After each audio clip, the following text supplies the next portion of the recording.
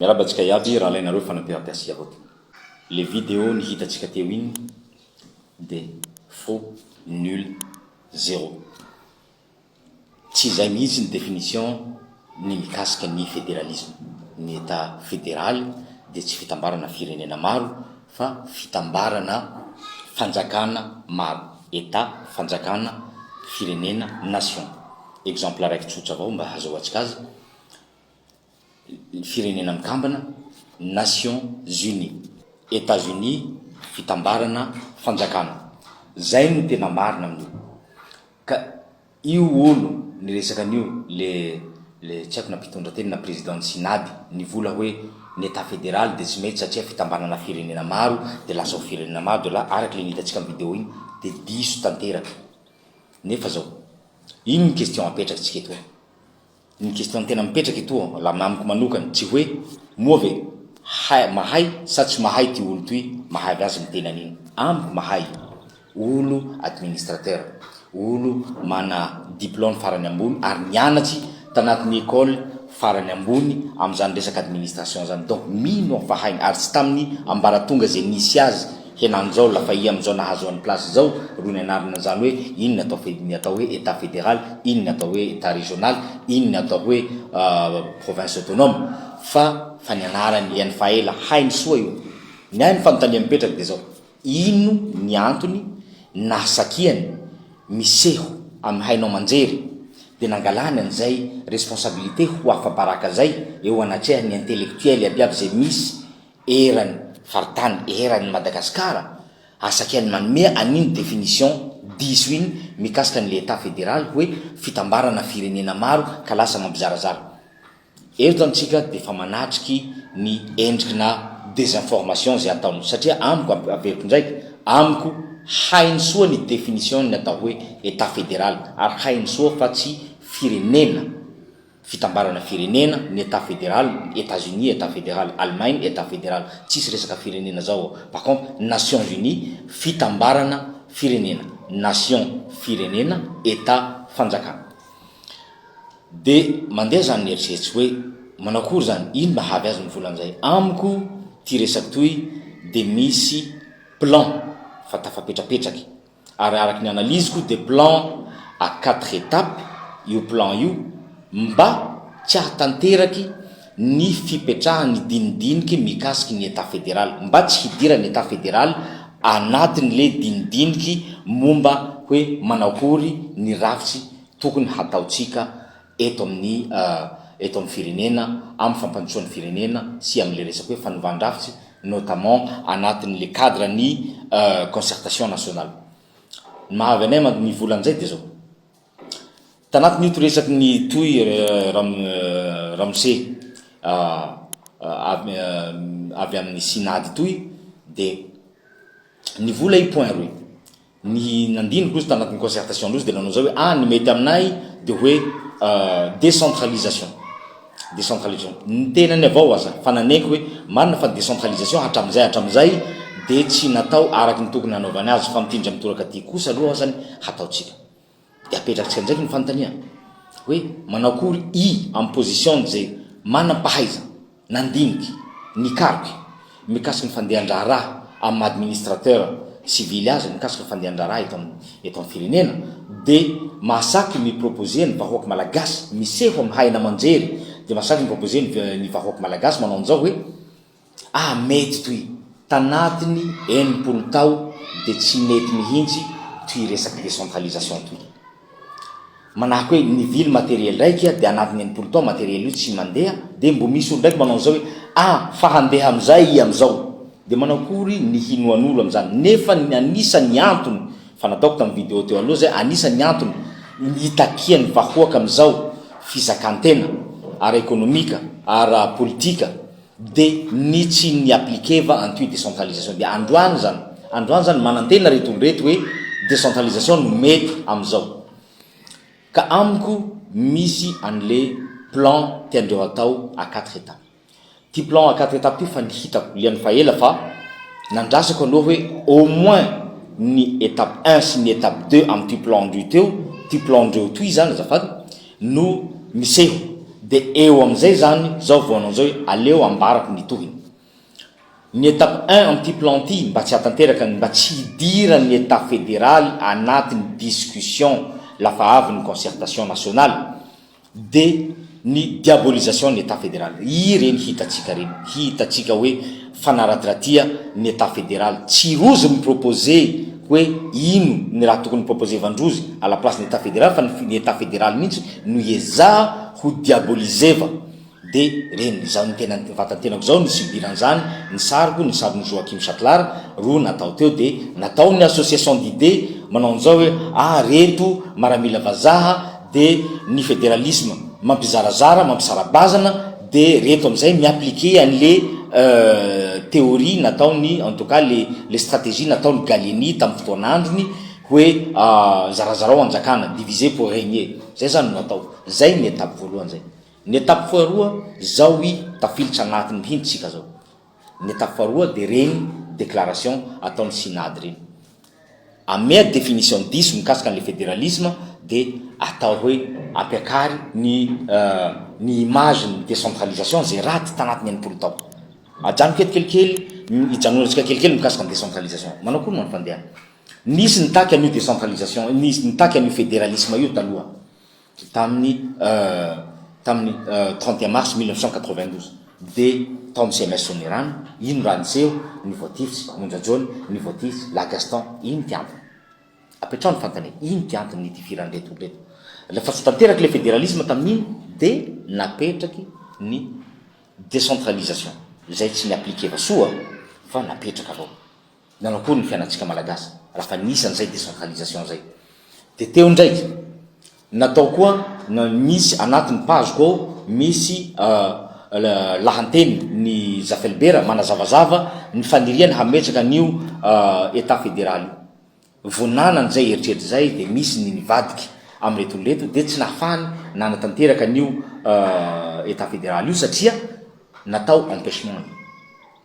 de donc ino ny tohiny apren'izay niverina ndray le centralisme niverina ndray le état unitaire nanao koa ny fianatsika tapren'izay alefatsika lavilaviny zay napetraky ny Didier Ratsiraka tamin'ny 98 ny province autonome vo tafakatra eo amin'ny fitondra Valmanana ino raha nataony voalohany ny foanany le province autonome de ino tafapetraky état unitaire ndray de manao koa ny résultat ny fianatsika ny tiako tenena am'izay de zao à chaque fois tsika mana eritreritry hametraky système zay tena mety hitatsika fa mety amitsika de bloqueva ny élite politique sasansasany mba hipetrahany mba hitohizany ny fipetrahany état unitaire eto amin'ny fianatsika nefa ino résultat ina de tohiza koa deuxième étape koa azako teo deuxième étape tsika am'izao de reny déclaration de CENI reny koa tafilitra anatin'le deuxième étape hoe hanao référendum tsika moimpoliako ty référendum ty anafarafarana hanao référendum tsika en mai 2027 de fifidiana amin'ny octobre 2027 référendum constitutionnel zany no apetraky eto mariko etoa mba hisian'le honnêteté intellectuelle avy aminay fédéraliste de nitohiny io resaky nataony CENI de hoe mazava ho azy fa io reto daty apetraky reto de mianky amin'ny vokatsy ny concertation nationale za hoe mety possible hiova zany fa io préparation psychologique atao préparation psychologique atao io mba hanomanana ny sainy vahoaky hoany amin'ny référendum mazava ho azy fa tsika tsy référendum nilaitsika ino koa ndramseho anatin'ity deuxième étape ty de fianonseva an'io hoe ho foanana les ordonnances 73-014 tamin'ny 30 mars 1973 si les ordonnances 73-015 tamin'ny 31 mars 1975 fa amin'ny assemblée nationale io ataoko fa anatiny manao azy io am'izao effet d'annonce io satria zao nareo le discours hipetraka amin'io de hoe nareo nitaky autonomie budgétaire nareo nitaky an'le budget provinciaux zao ary le budget provinciaux tafapetraky c'est plus la peine nareo nitaky an'ty fédéralisme ty d'autant plus que tamin'ny étape 1 natao le diabolisation mikasika an'le fédéralisme mampizarazara tsy zakany malagasy mampisarabazana mampiady foko sy ny tariny donc aleo toy avao apetraky mba afaha mametraka an'le référendum constitutionnel fa tsy vote constitutionnel ino am'izay ny troisième étape ny troisième étape de ny fividiana anyreto élite politique tsika mora vilia mamadiky tsy mieritreritry ny tombotsoa ny maro anisy avy eo amin'ny tany miaviany eo ary indrindraindrindra tsy mieritreritry ny tombotsoa ny taranaky mandimby reto am'izay zao ny hampiasa ino ny objectif hampiasan'reto olo reto ny objectif hampiasan'reto olo reto de mba hanaovandreo lobbying hanaovandreo hampisehoandreo ny fanohana an'le décentralisation de hahavy antsika am'izay hisy disadisa entre tsika sambisamby baka amin'ny faritsy hoe hisy ny disadisa entre atsika hoe zahay fédéraliste contre zahay manohana an'le décentralisation de eo am'izay le accrochage hisy zay ny objectif ny hisian'io accrochage io de militra am'izay tsika amin'ny étape fahaefatry ny étape fahaefatry de ny fitadiava prétexte mba tsy hisian'ny concertation nationale satria ino ny olana am'reto olo reto la ohatsy ka tafapetraky ny concertation nationale zahay fédéraliste de hitaky vote constitutionnel zay fandahara eo amin'ny ligne de départ projet de constitution roa na telo de anjarany vahoaky ny mampiseho hoe manapirofo hoe 700 isanjato ny vahoaky malagasy am'izao lera iresantsika zao ary mbola hitomby io satria reto zay mitaky province autonome reto hiafara hiaraka amin'ny fédéralisme avao de afahanay manapirofo hoe reto 700 isanjato ny vahoaky malagasy reto de tena mitaky état fédéral ary manohana ary hifidy ny constitution fédérale zay ny olana an'reto olo reto de inona ataondreo ezahandreo ny tsy hisiany zay vote constitutionnel zay fa ny ametrahana référendum zay no manipulation sy lobbying atao mba tsy hahatanteraky an'le vote constitutionnel fa hametraha hoe référendum ka eto aho manome hafatra amitsika fédéraliste